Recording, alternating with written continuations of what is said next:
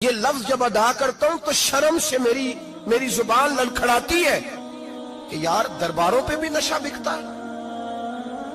میں یہ بات کر رہا ہوں صوفیاء کا ترجمان، درباروں پہ مزاروں پہ، اور سجادہ نشینوں تمہیں زمین نگل جائے، آسمان تمہیں لے اڑے، تم پر قہر نازل ہو، تم نے باپ دفن کر کے تو وہاں نشے کا اڈا بنا لیا، ماؤں سے بیٹے چھیننے لگے ہو، عورتوں کے سروں سے کپڑے چھیننے لگے ہو، سہاگ مارنے لگے ہو، بیٹیاں اور بیٹے یتیم کرنے لگے ہو، نشہ بیچتے ہو درباروں اور مزاروں پہ، یہ تماشا لگ گیا۔ کیسے کروں یہ بات، پر کرنی پڑ رہی ہے، مجبوری ہے، یہ مضمون مکمل نہیں ہو سکتا۔ بند کر دیں وہ دربار، ہمیں نہیں چاہیے جن درباروں پہ نشہ بکتا ہے۔ میں ذمہ داری سے کہہ رہا ہوں، بات ریکارڈ ہو رہی ہے۔ جوتے کی نوک پہ وہ سجادہ نشین جو امت کو ڈرگز دیتا ہے، وہ سجادہ نشین کا ڈیرا نہیں، وہ گند کا اڈا ہے، وہاں سے فیض نہیں مل رہا، امت کی تباہی ہو رہی ہے۔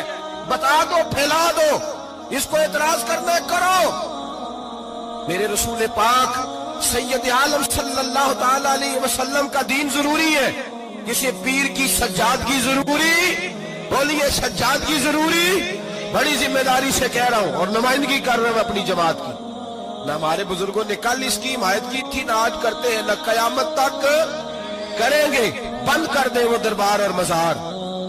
بزرگ دنیا میں یہ کام کرنے آئے تھے، اور ہماری سوچ اتنی گر گئی ہے، اتنے ہم کمزور ہو گئے۔ کہتے ہیں جب اس کو چڑھ جاتی ہے تو پھر بڑی معرفت کی باتیں سناتا ہے۔ تجھے شرم نہیں آئی یہ لفظ کہتے ہوئے؟ اب نشئی تجھے معرفت سکھائے گا؟ اب تو شرابی سے، بھنگی چرسی سے دین سیکھے گا؟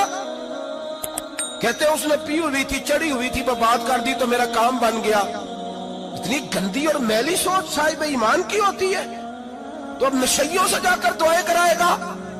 سن، میرے نبی پاک صلی اللہ علیہ وسلم نے فرمایا جو شراب پی لے، نشہ کر لے، اس کی تو 40 دن تک عبادت رب قبول نہیں فرماتا۔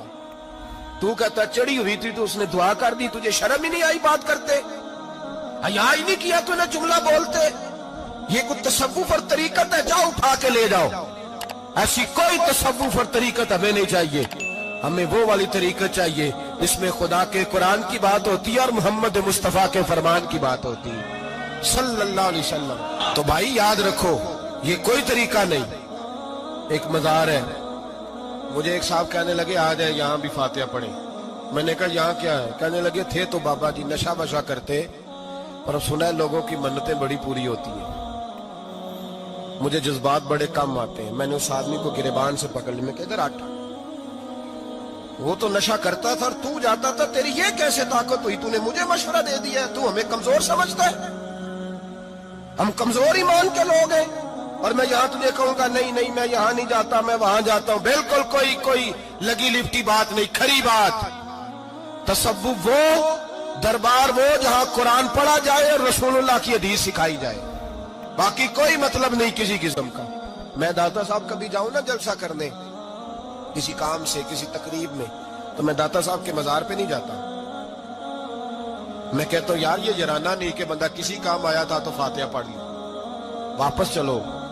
گکھڑ سے سپیشل آئیں گے داتا صاحب کے مزار پہ حاضری دینے، اور میرے سنگی گواہ ہیں کہ میں سپیشل ٹائم نکال کے بہت سارے کام چھوڑ کے سپیشل جاتا ہوں، اور میں مراد ماننے نہیں جاتا، میں داتا صاحب کا شکریہ ادا کرنے جاتا ہوں۔ میں ان سے کہتا ہوں حضور آپ کی مہربانی، آپ یہاں آئے تو ہمارے بڑے بھی رسول اللہ کے غلام بن گئے۔ میں تو سلام عقیدت پیش کرنے جاتا ہوں۔ ہم مزارات پر جانے کے قائل نہیں، بلکہ ہماری تو عقیدت کا درجہ ہی مکمل نہیں ہوتا جب تک ہم مزار پہ سلام نہ کریں۔ پر مزار داتا صاحب کا، مزار خواجہ معین الدین اجمیری کا، مزار غوث اعظم جیلانی کا، مزار محدث اعظم مولانا سردار احمد کا، مزار اولیاء کا، مزار میاں شیر محمد شرف پوری کا، مزار رب کریم کے بندوں کا۔ بھنگیوں چرسیوں کے مزار نہیں ہوتے، اور نام ان مزارات کے قائل ہیں؟ بالکل قائل نہیں ہم۔ میں تھوڑے دن پہلے لاہور گیا تھا، تو میں کار میں میاں صاحب میاں شیر محمد شرف پوری کا ذکر کر رہا تھا۔ میں اپنے دوستوں سے کہہ رہا تھا یار بہت بڑا بابا ہوا ہے، تو مجھے کہنے لگی کرامت کیا ہے؟ میں نے کرامت یہ ہے کہ ساری زندگی سنت کا درس دیا ہے۔ तो मुझे कहने लगे आप कभी गए नहीं? मैंने कहा मैं स्पेशल गया था और थोड़े दिनों के बाद प्रोग्राम बनाऊंगा तो मैं साथ लेके जाऊंगा। हम मज़ारात के कायल हैं, हाज़िरियां देंगे मज़ारों पे, लेकिन भंगियों चरसियों के मज़ारों पर जाने के कायल है। जोर से बोले, यहां जाने के कायल है, कोई अकीदा नहीं है हमारा। नशा बिकेगा अब मज़ारों पे, अब ये तसव्वुफ होगा, वहां ये तरीकत होगी। और मिल्लत पर रहम खाओ खुदारा। अगर तुम्हारे कौमी इदारे कहते हैं रिपोर्ट करने वाले कि 70 लाख पाकिस्तानी नशा करता है, तो क्या तुम्हें यह नहीं पता कि नशा बेचता कौन है? क्या तुम्हें यह नहीं पता कि ड्रग्स का कारोबार कौन करता है? अगर तुम्हें यह पता है तो क्या यह खबर नहीं तुम्हें कि इन रगों पर यह खून उतारता कौन है? मैं अपने बुजुर्गों से माजरत के साथ, नशे का आगाज, नाराज तो नहीं हो जाएंगे बुजुर्ग? नौजवानों को मैं लताड़ लेता हूं, लेकिन बुजुर्गों की इज्जत करना सुन्नत है। तो मैं बुजुर्गों से माजरत के साथ, ये यूं समझ लिए खूगरे हमद से थोड़ा सा गिला भी सुन ले। नशा सिगरेट से शुरू होता है, सिगरेट से। मैं तंबाकू को हराम नहीं कहता, ये फतवा नहीं दे रहा।